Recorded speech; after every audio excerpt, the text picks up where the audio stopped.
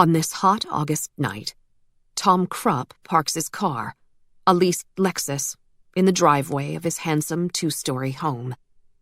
The house, complete with a 2-car garage, is set behind a generous lawn and framed with beautiful old trees. To the right of the driveway, a flagstone path crosses in front of the porch, with steps leading up to a solid wooden door in the middle of the house. To the right of the front door is a large picture window the width of the living room. The house sits on a gently curving street that ends in a cul-de-sac. The surrounding houses are all equally attractive and well-maintained, and relatively similar. People who live here are successful and settled. Everyone's a little bit smug. This quiet, prosperous suburb in upstate New York, populated with mostly professional couples and their families, seems oblivious to the problems of the small city that surrounds it, oblivious to the problems of the larger world, as if the American dream has continued to live on here, smooth and unruffled. But the untroubled setting does not match Tom's current state of mind. He cuts the lights and the engine and sits uneasily for a moment in the dark, despising himself. Then, with a start, he notices that his wife's car is not in its usual place in the driveway. He automatically checks his watch, 9:20. He wonders if he's forgotten something. Was she going out? He can't remember her mentioning anything, but he's been so busy lately. Maybe she just went out to run an errand, and will be back any minute. She's left the lights on. They give the house a welcoming glow. He gets out of the car into the summer night. It smells of freshly mown grass, swallowing his disappointment. He wanted, rather fervently, to see his wife. He stands for a moment, his hand on the roof of the car, and looks across the street.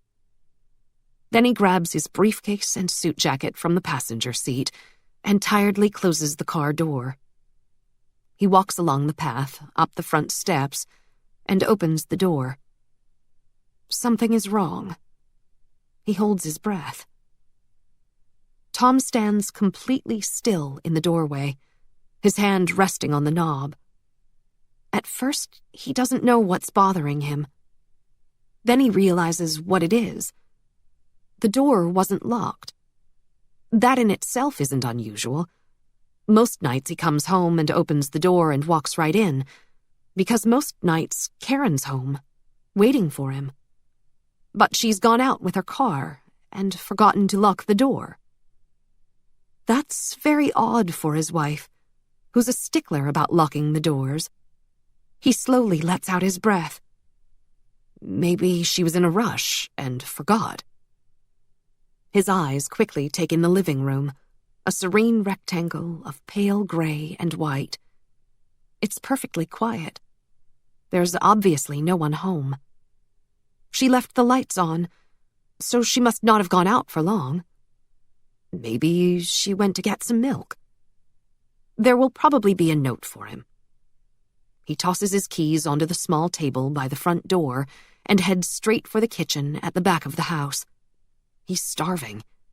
He wonders if she's already eaten, or whether she's been waiting for him. It's obvious that she's been preparing their supper. A salad is almost finished. She has stopped slicing mid-tomato. He looks at the wooden cutting board, at the tomato and the sharp knife lying beside it. There's pasta on the granite counter, ready to be cooked. A large pot of water on the stainless steel gas stove. The stove is off and the water in the pot is cold. He dips a finger in to check. He scans the refrigerator door for a note. There's nothing written on the whiteboard for him. He frowns. He pulls his cell phone out of his pants pocket and checks to see if there's any message from her that he might have missed. Nothing. Now he's mildly annoyed. She might have told him. Tom opens the door to the refrigerator and stands there for a minute, staring sightlessly at its contents, then grabs an imported beer and decides to start the pasta. He's sure she'll be home any minute. He looks around curiously to see what they might have run out of. They have milk, bread, pasta sauce, wine, Parmesan cheese. He checks the bathroom. There's plenty of toilet paper. He can't think of anything else that might be urgent. While he waits for the water to come to a boil, he calls her cell, but she doesn't pick up. 15 minutes later, the pasta is ready, but there is no sign of his wife.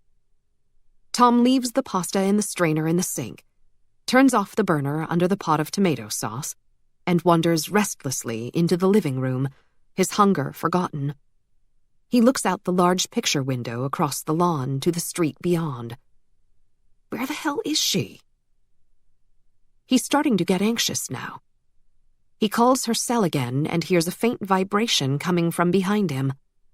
He whips his head toward the sound and sees her cell phone vibrating against the back of the sofa.